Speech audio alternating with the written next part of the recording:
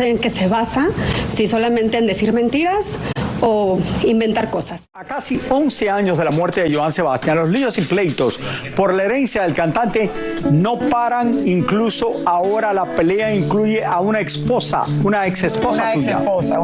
suya. Oigan, hoy se vieron la cara todos los hijos de Joan Sebastián.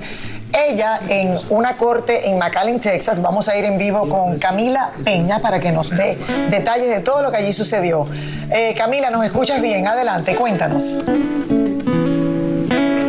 Claro que sí les escucho, compañeros. Muy buenas tardes. Les saludo con muchísimo gusto, Raúl y Lili. Bueno, yo me encuentro, como lo mencionaban, aquí en la corte, en donde hace apenas unos minutos acabamos de ver a la ex esposa Erika Alonso salir del tribunal. También pudimos estar aquí a lo largo del día, desde las 9 de la mañana más o menos, estuvimos aquí presentes dándole seguimiento a este caso, que como sabemos muy sonado, ya que continúa la batalla legal en cuanto a la herencia del fallecido cantante Joan Sebastián. Ahora nosotros estamos todavía a la espera de que José Manuel nos haga un comentario, pero sí lo vimos que estuvo hablando ante el tribunal en esta tarde. También lo estuvo haciendo Juliana, la hija del fallecido cantante. Y bueno, tuvimos la oportunidad de hablar con la ex esposa Erika Alonso, quien nos comentó algunas palabras. También lo hizo uno de los abogados de este caso. Vamos a prestar mucha atención.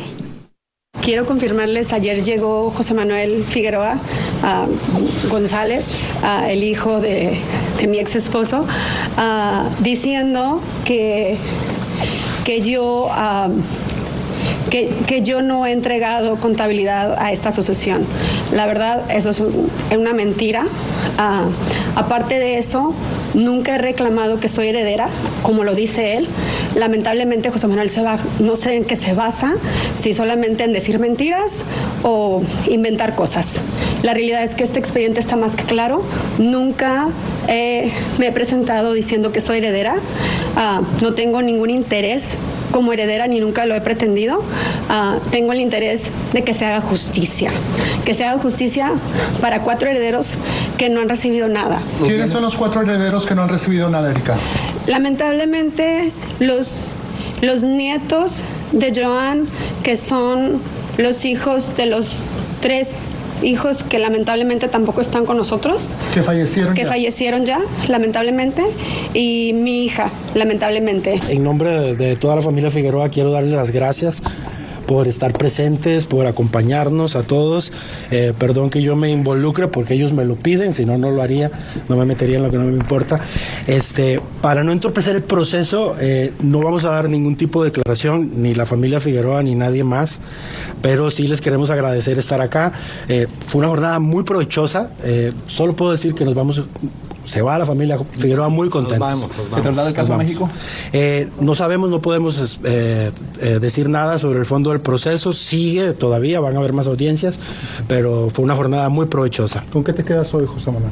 No vamos a dar declaraciones y les agradezco que nos entiendan.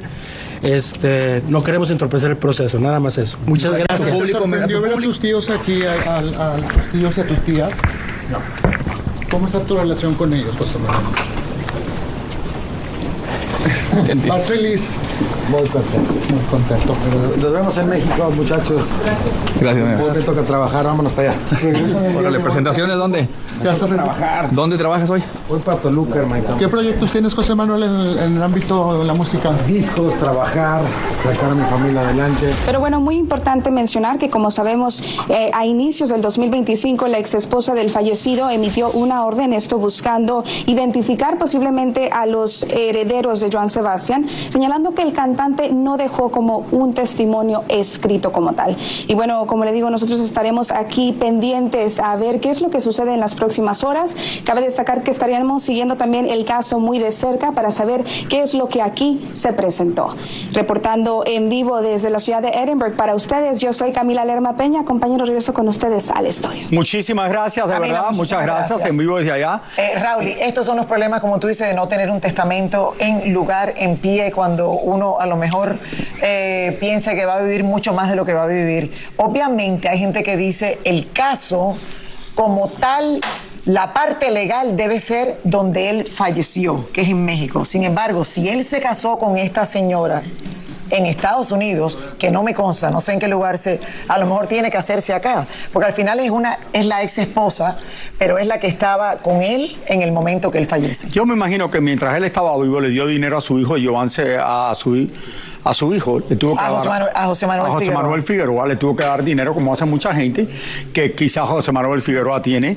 El problema son las propiedades que él tenía, no sé si tenía muchas propiedades muchas caballerizas, ranchos, eso Esto es un problema con las propiedades, porque ustedes recuerdan lo que pasó con las propiedades de Juan Gabriel, que también era un dolor de cabeza. Y sigue todavía en todo eso. esto, y siguen todavía en esto. Esta gente nunca están bien organizados.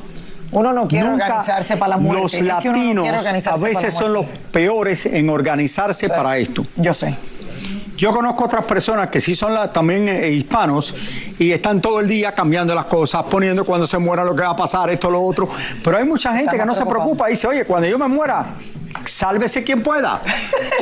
Porque de verdad, cuando yo me muera, sálvese quien pueda. Mi testamento se va a llamar Sálvese quien pueda. Ay, Raúl.